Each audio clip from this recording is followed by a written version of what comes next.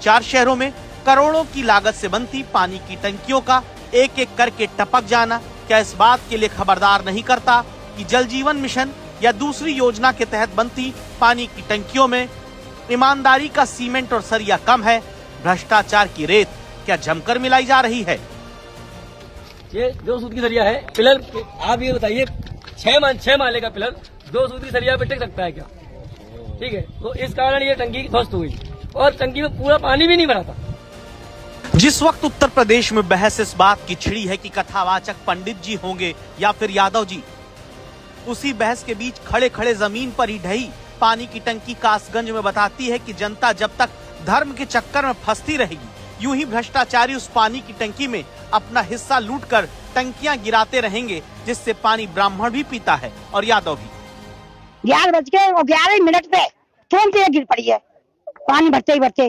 कैसे गिरेगी पता ही ना, पैर तो लगा लगी जो खाली है अपने आप ही, हल्के एकदम इतना गुम्मा सा निकला था और गुम्मा सा निकले एकदम और कंकड़ी सी निकली, कंकड़ी सी निकल के छूट छन जाए के तो एकदम भार से ना गिरी, एकदम अटैक आया था। सब लोगों ने पूछा क्या हुआ क्या, सब निकल के बजे अपने मकानों से, अपने मकान से सब निकले बजे। 4 पाइप पर सब लेटे थे, 4 पाइप लेटे सारा पाइप सारी नौकर हुई, क्या भूकंप आ गया क्या हुआ? तो फिर एकदम देखा था, अरे भूकंप नहीं है, वहां पर टंकी गिर गई तो टंकी तो सारी हली थी बिल्डिंग है।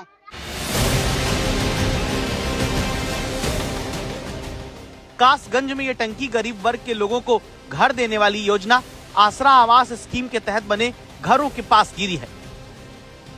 जनता की बातें अधिकारी पहले सुने होते, जो अब 14 करोड़ की टंकी के गिरने के बाद कहते हैं पहली नजर में भ्रष्टाचार दिखता है। इसमें दोषी लोग होंगे, उनके खिलाफ कार्रवाई जो है, रिकवरी है और FIR वगैरह की कार्रवाई भी टूडा की तरफ से करवाई जाएगी। ये करप्शन कासगंज तक पहुंचा है, लेकिन इसके वीडियो लगातार उत्तर प्रदेश में एक के बाद एक शहर से आ रहे हैं। कानपुर में जब पानी की टंकी गिरी थी तो पानी भरकर टेस्टिंग ही हो रही थी, तभी पता चल गया कि इसमें भ्रष्टाचार की मिलावट ज्यादा है। लखीमपुर खीरी में भी यही हुआ था, पानी भरते ही ट्रायल के दौरान पानी की टंकी फटकर गिर गई। सीतापुर में 2024 में बनी टंकी 2025 में ढह गई। बच्चा इस बात को अच्छे से समझ सकता है कि यूपी में पानी की टंकियां साल 2 साल में ढह रही हैं, साफ मतलब भ्रष्टाचार की जमकर होती बंदरबाट है। लेकिन इन मामलों में अब तक केवल छोटी मछलियों पर ही कार्रवाई हो रही है, जबकि जरूरी है कि पानी की इन भ्रष्टाचारी टंकियों के पीछे असली करप्शन खोर मगरमच्छ कौन है, उसे खोजकर एक्शन लिया जाए। जय हिंद साथियों, आज हम जिस मुद्दे पर बात करने के लिए आए हैं वह है एक भ्रष्टाचार की पोल खोल रही। जी हाँ दोस्तों, यूपी में भ्रष्टाचार की पोल खोल रही है। दोस्तों आप देख रहे हैं जल जीवन मिशन के अंतर्गत जो टंकियां बनाई जा रही हैं, जिसमें करोड़ों रुपए लगाए जा रहे हैं और वो धड़ाधड़ भर कर गिर जा रही है। जी हाँ दोस्तों, हम बात कर रहे हैं कासगंज की टंकी की, जिसकी लागत 14 करोड़ रुपए बताई जा रही है। 14 करोड़ रुपए की एक टंकी बनती है और जैसे ही उसमें पानी पहली बार भरा जाता है और टंकी पूरी तरीके से धड़धड़ा के भर के गिर पड़ती है। जी हाँ दोस्तों, ये टंकी नहीं गिरी है, ये भ्रष्टाचार की पोल खुली है। जी हाँ दोस्तों, ये टंकी नहीं गिरी है, ये भ्रष्टाचार की पोल खुली है। आज हम इसी मुद्दे पर बात कर रहे हैं कि टंकी गिरने की बात करने नहीं आए हैं, सिर्फ टंकी की बात करने नहीं आए हैं, हम बात करने आए हैं उस व्यवस्था की, या उस व्यवस्था को हम बेनकाब करने आए हैं जो जनता के पैसों से टंकी तो बनवाती है लेकिन ईमानदारी नहीं दिखाती है और भ्रष्टाचार की भेंट चढ़ जाती है और जो जनता का पैसा है ऐसे पानी में बह जाता है। जी हाँ दोस्तों, जल जीवन मिशन नाम तो बहुत सुंदर रखा गया है, हर घर जल हर घर सम्मान, लेकिन क्या हुआ? गांव में करोड़ों की लागत से पानी की टंकी बनाई गई, लेकिन न मानक का ध्यान न गुणवत्ता की परवाह है। एक नहीं, 2 नहीं, दर्जनों टंकियां ढह गई और प्रशासन चुप है। क्या ये संयोग है या सुनियोजित भ्रष्टाचार?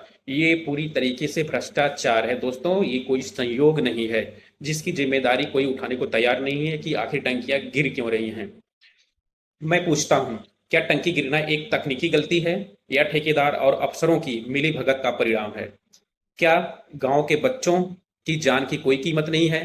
क्या जनता का पैसे ऐसे ही धूल में मिलाया जाएगा? दोस्तों इन सब सवालों का जवाब हमें और आपको खोजना होगा। जब तक हम और आप आगे नहीं आएंगे, हमारा युवा आगे नहीं आएगा, तब तक सरकार कोई जवाबदेही नहीं होगी, सरकार की कोई जवाबदेही नहीं होगी, वो चुप रहेगी और ऐसे ही भ्रष्टाचारी हमारा और आपका पैसा लूटते रहेंगे। दोस्तों ये विकास नहीं, ये विनाश है, ये प्रगति नहीं, ये पाप है और इस पाप का हिसाब लिया जाएगा। सरकार जवाब दे, किसके दबाव में बिना गुणवत्ता के टेंडर पास हुए, कौन अफसर जिम्मेदार है और इस लापरवाही का कब तक जनता के हिस्सों का पानी भी घोटालेबाज पीते रहेंगे। साथियों, अब वक्त आ गया है जनता की टंकी नहीं नेताओं की कुर्सी डगमगाने का। जी हाँ दोस्तों, अब वक्त आ गया है जनता की टंकी नहीं नेताओं की कुर्सी डगमगाने का, डगमगाने हिलाने का। हम चुप नहीं बैठेंगे, हर गांव हर पंचायत में आवाज उठेगी और ये आवाज तब तक नहीं रुकेगी जब तक दोषी सलाखों के पीछे और टंकी मजबूती से खड़ी नहीं हो। हम नली से पानी नहीं, अब हक और हिसाब से मांगेंगे। इसी के साथ दोस्तों बहुत बहुत धन्यवाद आप लोगों का। जय आम आदमी पार्टी, जय अम्बेडकरवाद। Thank you.